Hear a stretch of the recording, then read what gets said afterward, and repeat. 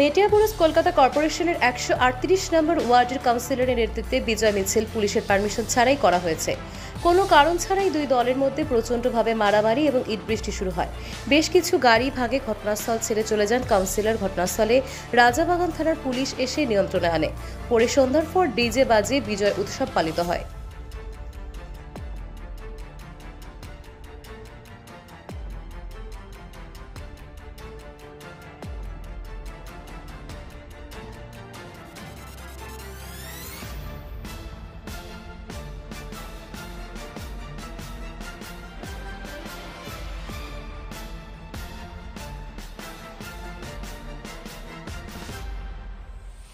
RPTV News Bangla।